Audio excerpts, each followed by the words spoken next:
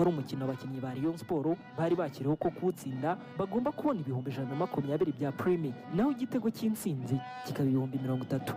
Robertinho muri 11 baheruka gutsinda ikipe ya Vision yari yakuyemo Kanamugire Roger ashyiramo Niyonzima Olivier Sefu. Nk'uko bisanzwe Rayon Sport yatangiye iri hejuru ndetse icira n'akarongo ikipe ya Muhazi United.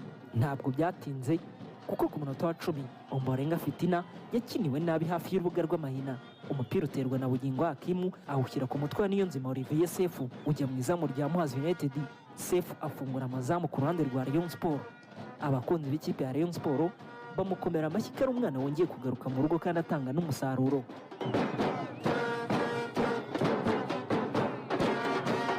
Rayon Sport yakomeje gusatira ikipe ya Muhazi United kugeza ku munota wa 25 ubwo Niyonzima Olivier Sefu yongeye guterekamo igitego cya kabiri cya Rayon Sport ubwo Kevin Muhire yateraga koroneri. Niyonzima Olivier Sefu agasimbuka agaterekamo igitego cya kabiri cya Rayon Sport. Atasere kate kona irazamurwa na Keva Icongamo.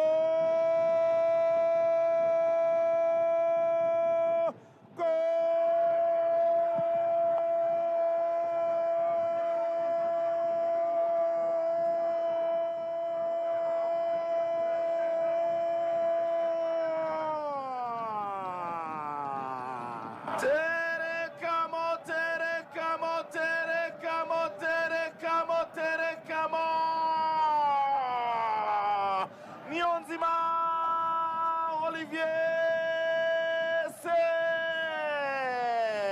zamura umupira mwiza cyane muri corner area. Muhire Keva arawuzamura acunga umutwe wo bita Niyonzima Olivier Sefu, umupira ushyira ku mutwe atari mu gitego cya kabiri.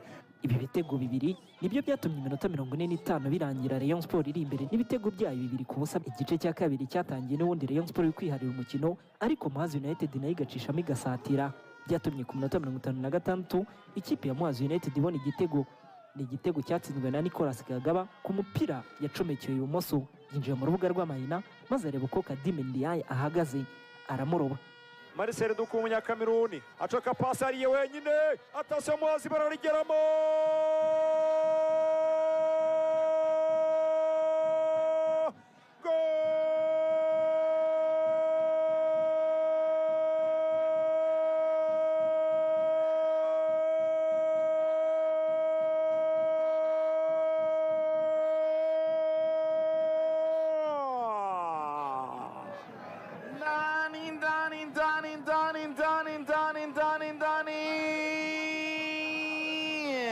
Ibyo gutsinda nta kwishyurwa cyangwa gutsinda nta kintu na kimwe ngo abandi bakwishyure, ntabwo bishoboka ku ikipe ya Muhazi United. Y'umusore. Iki ni cyo gitego cya mbere Rayon Sport yinjijwe mu mikino 9 iheruka gukina. Nubwo amakipe yombi yakomeje gusatirana, iminota 90 yarangiye Rayon Sport itsinze ikipe ya Muhazi United ibitego 2-1, ikomeza kuyobora urutonde rw'agateganyo rwa shampiyona y'u Rwanda n'amanota 29, naho ikipe ya Muhazi United ikaba iri ku mwanya wa 12 n'amanota 10. Abandi bakinnyi bo bari bishimye, ariko Kadime Ndiaye we ntabwo yari yishimye kuko yinjijwe igitego y'amadolari 100 ahabwa, ntabwo yigeze ayatahana kuri uyu munsi wa 12. Abafana ba Rayon Sport ibyishimo byari byinshi ngo n'ubundi nabo baracyatanga ubutumwa kuwa gatandatu saa 12. Turi kwitegura ikirori dufite kuwa gatandatu saa 12. Twari twaje gusaba no gukwa umugeni, baduhaye umugeni, dusigaje resebusiyo kwakira umugeni ni kuwa gatandatu saa 12. Binezeru nukurungura APR iriya kipe yaguze ku mifungo, yazengurutse muri East Africa igura ku mifungo. Saba no gukwa byabaye saa 9 ubu twari mu muhuro, ubambwirire ko ubukwe tuzabucyurira Nyamirambo i Remera kuri stade. Kevin Muhire ni kapiteni wa Rayon Sport ngo nta kwirara guhari ngo kubera izi nsinzi bamaze iminsi bagira, ubiteguye ko bazitwara neza kuri derby bagomba gukina muri ikipe ya APR. Na confidence yari cyambe nuko tukikoncentra 100% kuri match, kandi ndamya neza ko abakinnyi ba Rayon Sport bazi agaciro ka match APR.